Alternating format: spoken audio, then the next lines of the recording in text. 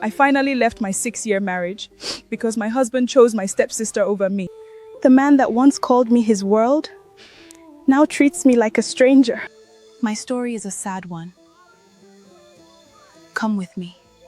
Mira had nowhere to go, so she went to the only place she could think of, her girlfriend's house, Blessing by name. It was a small compound on the edge of the village, modest but warm. The kind of place where love lived, even if money didn't. Blessing and her fiancé had been planning their wedding for months. Though simple, it was filled with the kind of joy that comes from two people building a future together. When Mira knocked on the door near midnight, her face streaked with tears and dirt from the long walk, her bag clutched tightly to her chest like a lifeline, Blessing opened the door and immediately pulled her inside, without asking a single question. That was the kind of friend Blessing was. The kind who saw pain and responded with open arms before asking questions. Come inside, Blessing said, guiding Mira to a chair and quickly fetching water. Sit down. Sit down. Drink this. Breathe. Mira sat, but she couldn't drink. She couldn't even breathe properly. The tears she had been holding back during the long walk finally broke free like a dam bursting, and she sobbed into her hands with a sound that was almost animal-like in its rawness.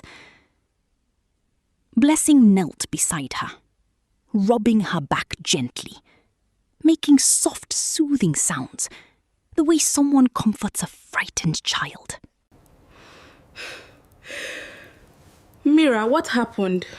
Blessing asked gently when the crying slowed enough for words. What happened? Talk to me. Mira told her everything. Obina's family pressured him to take a second wife. She said, between tears. And the second wife is my stepsister, Beauty. Bringing Beauty into our house was the highest betrayal. Mira continued weakly. He promised to protect me from her, but now he has made her my co-wife.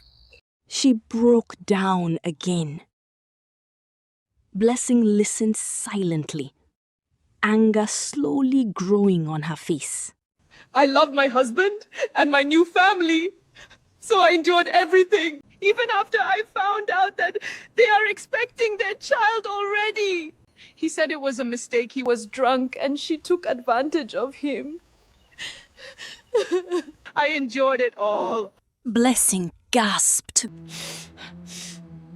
Are you saying Beauty is pregnant for Obina? Not just pregnant, Mira whispered. She has already given birth. The words shocked even Mira herself.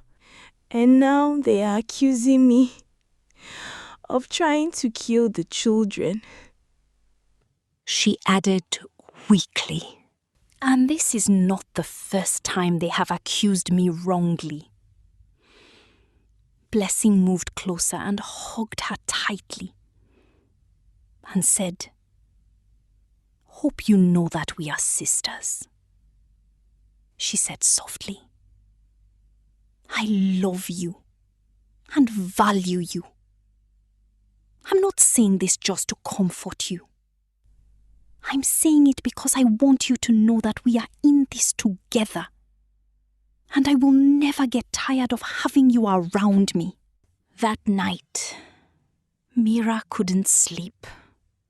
She cried as though her tears could somehow bring Obina back. What hurt the most was that he had not even tried to stop her from leaving.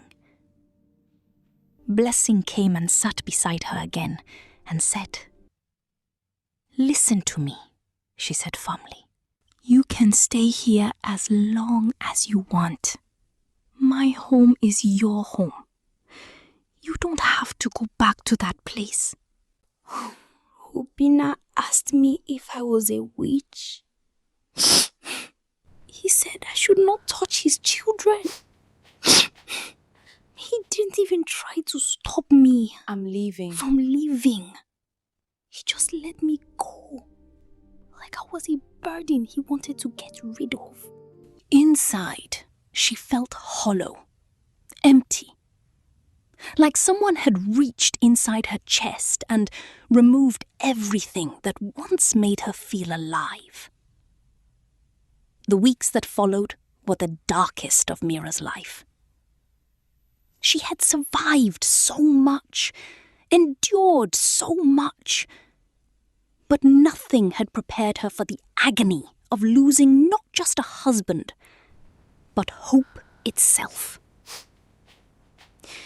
Every morning she would wake up and, for a brief moment, forget everything. Then reality would crash down again like a wave. Her marriage was over. Her dreams were gone. The man she loved was now living with the woman who had tormented her for years. These moments are my favorite. Blessing tried everything to help her. She cooked her favorite meals, even though Mira barely ate. She told jokes and stories, hoping to make her smile. But Mira's face had become a quiet mask of pain. One day, a few weeks after Mira had left her marriage, their friend Peace came to visit. Peace was different from Blessing. Where Blessing was gentle and nurturing, Peace was direct and practical. The kind of woman who said what needed to be said, even if it was uncomfortable. She did not know Mira had left her marriage, but when she saw Mira's calm yet tearful eyes, she immediately demanded an explanation. After much questioning, Mira shared her story. "This is terrible. I least expected this from Obina," Peace said. She moved closer. This isn't healthy. You look like you're dying. Maybe I am. Mira whispered quietly. Don't say that! Blessing said sharply, tears filling her eyes. "I'm not joking," Mira replied, finally looking up. Her eyes looked dull, lifeless, like someone had turned off a light inside her. "What's the point, Blessing? What's the point of any of this? I thought I had escaped.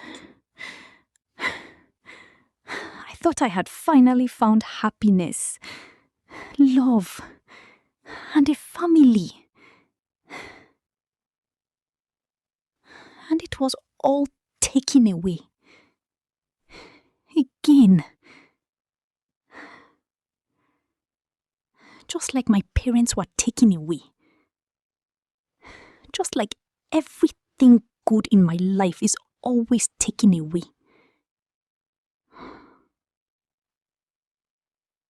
Maybe I'm cursed.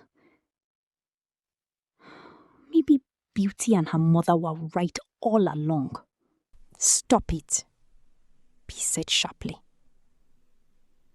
"Don't give them that satisfaction, because that's exactly what they want. They want you broken. What else can I do?" Mira asked, anger finally rising in her voice. "Tell me, Peace, what am I supposed to do? Go back there and watch my husband build a life with my stepsister? Pretend everything is fine? Smile while she sleeps in my bed and touches my husband?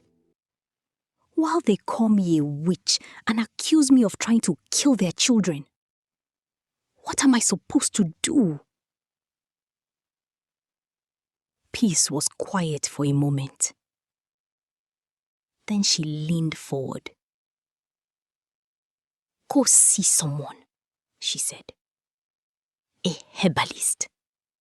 Someone who understands things beyond what doctors can explain. There's more to this than what we see. Maybe there's a reason you haven't been able to have children. Maybe something was done to you. Maybe... No, Blessing interrupted sharply. No herbalists. No dark medicine. That is not the answer. Then what is the answer? Peace challenged. Prayer. Faith. Or hope? Blessing. She have been praying for 6 years. And now her husband have made her stepsister her co-wife. The two friends argued while Mira sat silently. In truth, she didn't know what to believe anymore. That night, after Peace left and Blessing went to bed, Mira sat alone in the small guest room, replaying her life in her mind like a terrible movie she couldn't stop watching. And for the first time since leaving Obina's house, she allowed herself to feel the full weight of her loss. The children she would never have. The family she would never build. The simple happiness that seemed to come easily to everyone else, but had remained forever out of her reach. She cried until there were no tears left, until her body ached from the force of her grief, until exhaustion pulled her into a restless sleep, filled with dreams of a little girl always running, but never arriving anywhere safe. Meanwhile, back in Obina's house, things were unfolding the way Beauty had hoped.